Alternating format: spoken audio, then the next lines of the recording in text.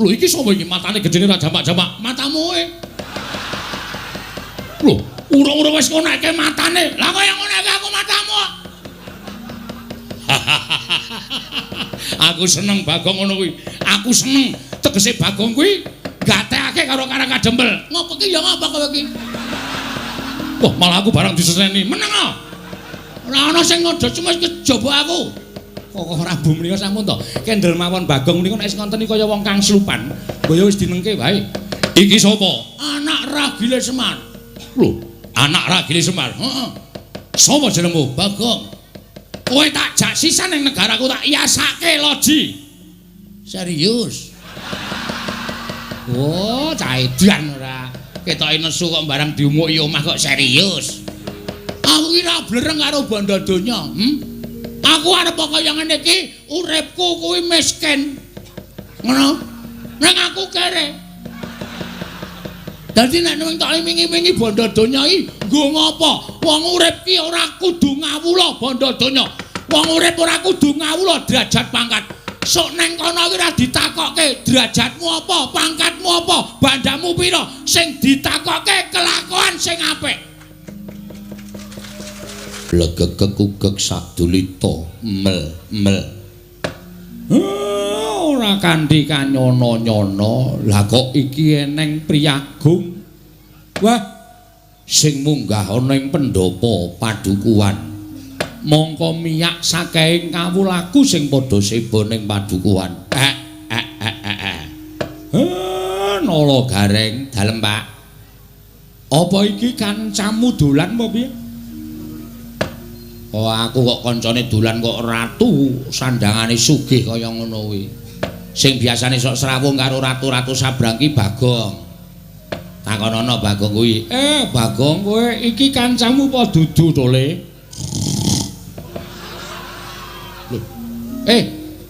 Oh cah edan ora. Bagong kuwi gugah kuwi. Wer. Kowe iki mah turu iki ngopo? Aku kuwi nek jejer iki males e. Ora gek limbukan. Wah, apa-apa kok limbukan ora. Jagongan ro piagung ki kaya rasane ki ora nyambung. Kono kuwi sing diomongke negara, aku sing tak omongke ming bangsa lelakon ning desa kanggo nek nyaut malah kleru. Bagong iki kancamu du. Lho. Kok mrene kowe, Jo? Jo sapa? Oh, Udu ndeng Udu. Udu kae rambuté abang kok kancaku kae. Ngawur ora. Iki wis ora disemir iki. Petruk iki kancamu dudu sanes. Ora tau duwe kanca kaya ngoten. Timbali mawon Pak Wigatose napa? Niki ketoke kok kaya Nalendra. Iki kayane Nalendra sabrang. Sinuwun. Sampun kinten kula tumambuh yekti saweg sepisan menika kula wanuh panjenengan menika sinten? Nalendra saking pundi? Sinten jejulukipun? Jagat Dewa Bathara. Ya jagat Pangestungkara. Walah dalah. Aja lara atimu yen to aku ora basa karo kowe Semar. Merga derajatmu pancen bener. Jumbuh karo kondangmu yen to kowe derajating Panakawan. Nggih, pancen kula menika namung batur. Kula menika namung Panakawan. Ya. Mula aja lara atimu yen to aku ora basa karo kowe. Sabab ala tanpa rupa aku kuwi ratu. Nalendra. Ya. Saking pundi sinuwun? Saka negara ing Pageralun. Saking negara Pageralun. Ya. Jejulukipun aku Prabu Gendra Swaropati. Prabu Gendra Swaropati. Ya, pancen bener. Apa bener kowe ingkang aran Semar? Nggih ning kaya ngeten niki sing jeneng Semar. Lah pripun to? Kok sajake sampeyan tambuh kalih Semar Badranaya. Walah dalah gugu karepe dhewe. Ora jumbuh karo kondange. Persasat jagatingan kebrebeken marang umandanging Semar Badranaya. Wah, tak kira rasananing para kawula agek kang padha ngrasani marang Semar Badranaya. Semar ki wujuding ratu, sak ora-orane nayakaning Nalendra. Lah kok jebul mung wujuding Panakawan, gedibal mung wujude kawula cilik. Pancen bener kula menika wujudipun namung kawula cilik. Yen ngono cocok karo ngumandangi. kowe wong pinter, kowe wong wasis, kowe wong sing digdaya. Buktenake para nalindra kang padha rawuh ana ing papan kene. Ketitik kowe lenggah ning pendopo sineba para nalindra nitik kalawan agemane. Sampun ngantos ngaten menika bendara kula. Lho. Bendara-bendaramu nggih sing lenggah wonten wingking kula menika sinuwun Puntadewa. Wah, sinuwun Puntadewa. Nalindra Ngamarta leres. Sing endi piyayine? Sinuwun Puntadewa kok mripate ambane ra jamak-jamak. Bagong kok keprok watu ndasmu kowe. Sinuwun Puntadewa kok kowe ngacung to, Gong. Ayo meh ben kaya gleleng. Sinuwun Puntadewa lenggah ning kene kok kowe ngacung nek dukani. Ora apa-apa, Bagong. Kowe ngaku Puntadewa ya ora apa-apa. Kowe ndek nada cerewet. Sing duwe jeneng kowe diakoni ra apa-apa kok. Ingkang wenggah wonten wingking mriku. Wah. Sing ning mburi kuwi. Inggih. Menika sinuwun Puntadewa Nalindra Ngamarta niku bendara kula. Lah niki Ndara Janaka. Niki nggih bendara ingkang lenggah wonten wingking sampeyan nginggil jumeneng nika Ndara Werkudara. Sing wingking sampeyan saged niku sinuwun Ndarawati, wingking sampeyan melih menika Prabu Baladewa. Wah, lah dalah ora kowe iki Semar ki madheg dukun apa piye? Kok madheg dukun pripun? Lah nyatane akeh para ratu-ratu sing padha rawuh ning Karang Kadempel. Buktine mesti padha njaluk pesugihan, njaluk warisan, njaluk kadigdayan marang kowe. Nuwun sewu. Sampeyan ampun ngawur. Ndara-ndara kula Pandhawa niku mboten kaya ratu-ratu sabrang kaya sampeyan. Nek sampeyan dadi Nalindra, wis wegah cerak karo kawula, wis wegah caket karo para kawula niku wis lumrah. Ning nek Nalindra tanah Jawi, sinuwun Puntadewa, sinuwun Kresna, sinuwun Baladewa niku arepa wis dadi ratu ning isih kelingan karo sing nyoblos biyen, ngoten. Dadi tetep terjak enten masyarakat cilik ngene iki tetep disambangi, tetep dicaketi. Ora kaya sampeyan, kula ngerti watak sampeyan niku nek wong sabrang niku le apik niku nek lagi magang. Niku janjine kaya dara kekalangan, mula jure ra jamak-jamak. Ning nek pun dadi ya ditagih mesti mblenjani. Niku adat sing saben kaya ngono kuwi. Wah, wah edan. Kowe mbatang apa sing dadi uripku ning negaraku lah kok cocok. Lah, rak tenan ta. Wis ketok kok sampeyan niku.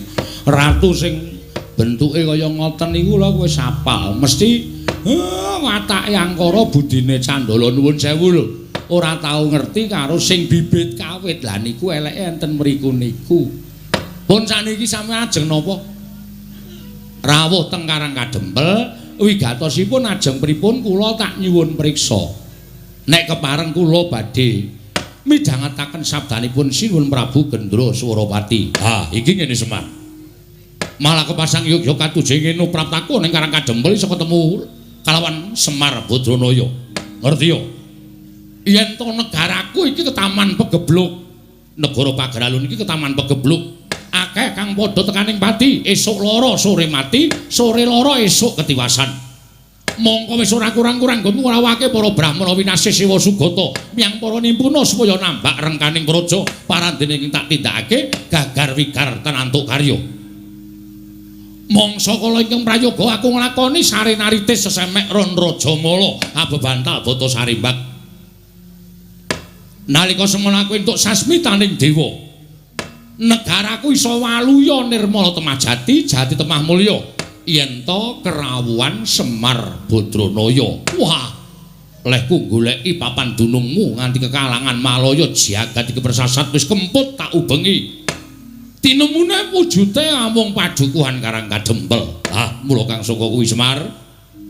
Praptaku ana ing Karang Kadempel iki, aku njaluk lilaning atimu ayo tak boyong marang negaraku Pagaralun.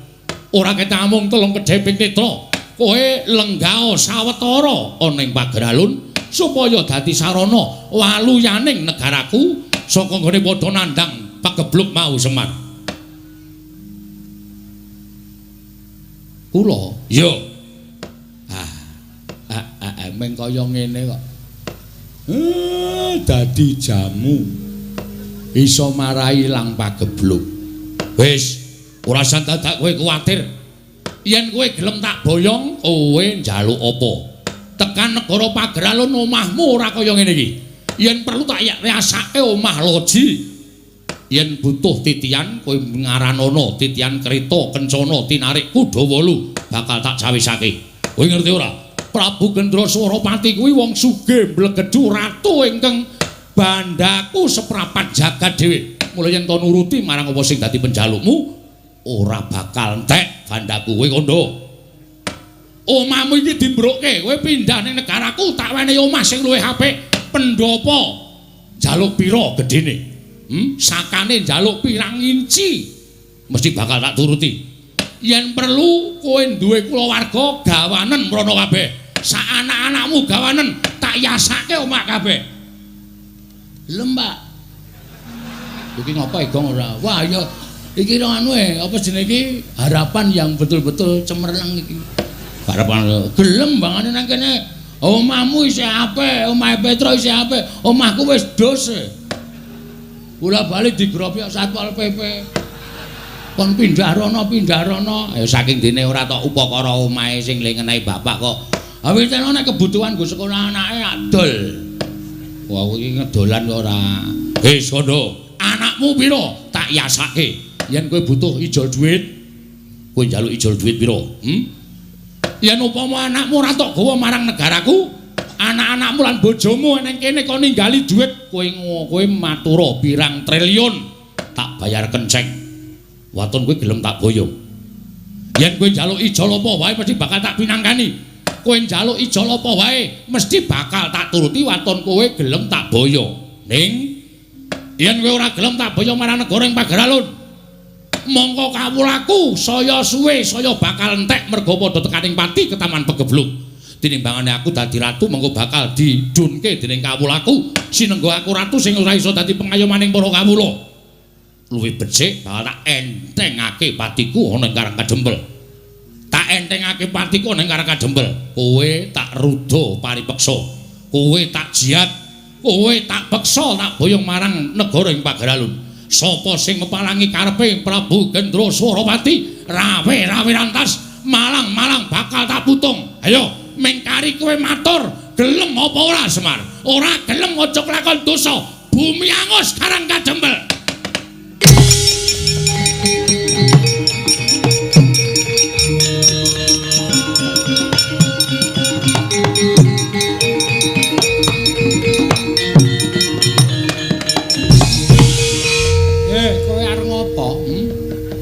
Kowe arep ngopo kowe? Sabar Bagong iki iso dirembuk. Aja nganti dadi dretah, aja nganti gawe geger. Meneng iso ora kowe? Aku ngene iki ngewangi kowe, Pak. Aku sebagai anak kuwi kudu iso mikul dhuwur mendem jero karo wong tuwa. Nek bapakku diancam Semar, kowe gelem wangsulan apa ora? Ora gelem wangsulan tak ruda paripeksa. Kuwi aku minangka anak iki kudune cancut taliwondo. Mula kowe mikir aku. Ora sing meng tok peng-penge meng gareng karo Petro. Endi dok ngewangi kowe? Domeng mendono mripate cok. Ana kanan kaya ngene kanan genteng. Kaya ngene kok meng do meneng wae. Ndekno sing tok tukoke sarung meng Petro wae. Gareng tok tukoke pecis meng gareng wae. Aku blas ora tau tok kaya apa-apa. Ning saiki dadi bukti bahwa sing pancen sambelani karo Semar ki meng Mas Bagong. Kowe meneng, aku ora iso meneng. Wis to iki ratu iki nek aku ora sing mangsuli, ora rampung-rampung, mergo kowe engko mesti blegek-gugek ngene sinuwun. Sing ala dibuang sing becik digoleki. Oh, dudu watakku. Aku nek kira-kira ana sing arep ngisro Karang Kadempel, arep gawe bucek banyu bening Karang Kadempel, aku sing ora trima. Nek dadi perang kowe wani apa piye? Lho. Iki ngopo akeh wong ngene iki? Lho, lah kowe, lho aku ra mung sebagai MC. Nek dadi geger kan ini, orang-orang ini. Dapurmu genti. Kurang ajar kowe. Ngono kuwi sing aku sok ora seneng. Meneng aku tak omong-omongan marang omong-omongan karo kowe. Iki kok karo omongan karo ratu iki raine biru iki lho. Wis. Nuwun sewu Prabu. Sinten sampean wau? Gendroso. Lho iki sapa iki matane gedene ra jamak-jamak. Matamu e. Lho, urung-urung wis ngoneke matane. Lah kok yang ngoneke aku matamu. Aku seneng Bagong ngono kuwi. Aku seneng tegese Bagong kuwi gatekake karo Karang Kadempel. Ngopo ki ya ngapa kowe iki? Wah, malah aku barang diseseni. Meneng ah. Ora ana sing ngodo cuma kejaba aku. Kok Prabu menika sampun to. Kendel mawon Bagong menika nek ngoten iki kaya wong kang slupan. Boyo wis dinengke wae. Iki sapa? Anak Ragile Semar. Lho, anak Ragile Semar. Heeh. Sapa jenengmu? Bagong. Kowe tak jak sisan ning negaraku tak iasake loji. Serius. Oh, cah edan ora. Ketoke nesu kok barang diumuki omah kok serius. Aku ki ra blereng karo bondo donya, Aku arep kaya ngene iki, uripku kuwi miskin. Ngono. Nang aku kere. Dadi nek ning tak imingi-imingi bondo donya iki, nggo ngopo? Wong urip ki ora kudu ngawula bondo donya. Wong urip ora kudu ngawula derajat pangkat. Sok neng kono iki ora ditakokke derajatmu apa, pangkatmu apa, bandamu pira, sing ditakokke kelakuan sing apik. Jangan tepuk tangan. Apa gunanya tepuk tangan tanpa saweran? Oh, pancen setan tenan kok. Berarti kowe bapakne setan. Hus. Ayo wis. Saiki ngene Mas. Sing jeneng ukume adile wong nyilih kuwi disilihi. Upama ora disilihi ya wis ora usah dadak meksa. Hukume wong takon diwangsuli. Wis ngono kuwi. Urip ning alam donya ki mung rong perkara. Takon diwangsuli, nyilih disilihi, padhang peteng, mlebu metu, mati urip. Ngono. Dadi nek sampean ngongasake ning sampean sugih, aku wong sugih. Aku wong duwe. Ngelingono Mas, di atas langit masih ada langit. Sak sugih-sugih wong isih ana sing luwih sugih ming sampean urung ditempokke karo wong sing luwih sugih karo sampean. Sak digdaya-digdayane wong isih ana sing luwih digdaya ming sampean urung ditempokke karo wong sing luwih digdaya tinimbang sampean. Sak pinter-pintere wong isih ana sing luwih pinter. Ngono kuwi hukume alam wis berlaku. Nek kowe arep meksa karo Semar ora iso, ana anake. Semar duwe kewajiban nang kene ora sak penake dhewe. Lho, yen ngono Semar ora gelem tak boyong ning Pager Alun. Mesti ora. Semar ki ora tau gelem diboyong nang ndi-ndi arep dipameri brana picih. Semar ki ora tau gelem. Semar ki nek wis gelem sugih. Semar nang kayangan ya Pak ya. Iki kakane Bathara Guru e. Ha ta Pak? Iki Bathara dosen udu-udu. Udu dosen ora. Ajare kakane Bathara Guru.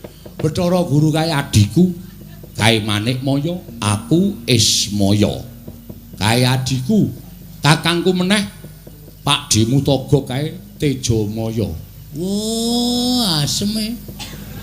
Berarti dewa tenan kowe Pak. Iya. Wah, gleleng iki aku anak dewa ya Pak ya. Kapan-kapan dolan ning kayangan Pak. Rasa. Aku pengen renang ning Karang Kawidodaren.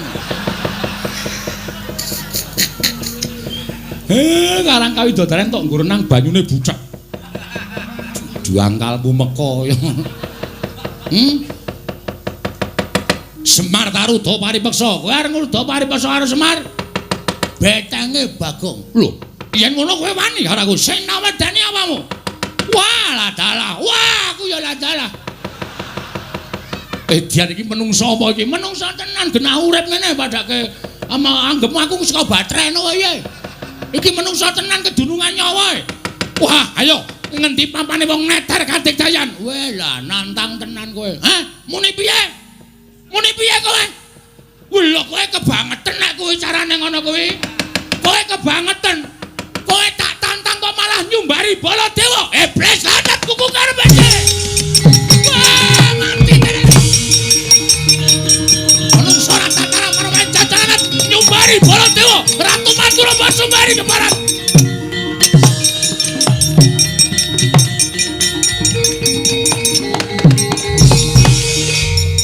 Kok Prabu menika kok muring-muring apa?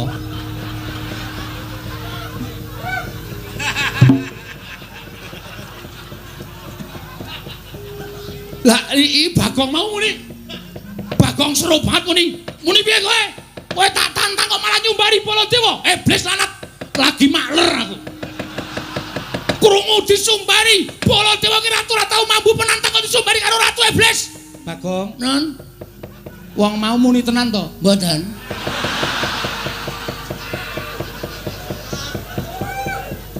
Bagong matur nek ora muni apa-apa.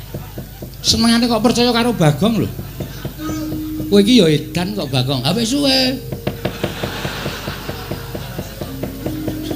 Lah wong ratune ora nyumbari kok Prabu kok kowe iki muni nyumbari Baladewa. Ha nek ora ngono, ha sapa sing arep mungsa? Lho, lah kowe iki bengok-bengok ki mau apa? Wis matur to kula niku meng MC. Kula niku meng nantangke. Nek ora tak ngontenke Prabu Baladewa ora tumandang karya. Tur meleh kok Prabu menika kok ya manut karo Bagong. Oh iya ya aku edan kok ya. Lah aku ki ratu kok meng di Bagong bengok ngono aku kok njur nyeret ratu wae mau. Wis pun dilakoni mawon mboten napa-napa. Dirampungke sisan. Ratune metu sampean sing nyeret berarti dendame karo sampean. Wah, setan ya.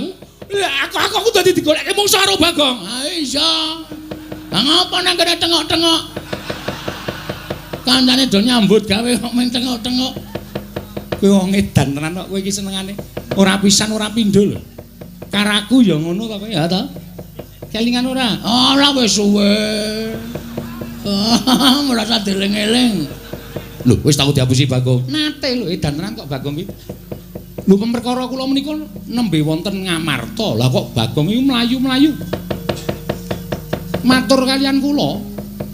Nuwun sewu sinuwun.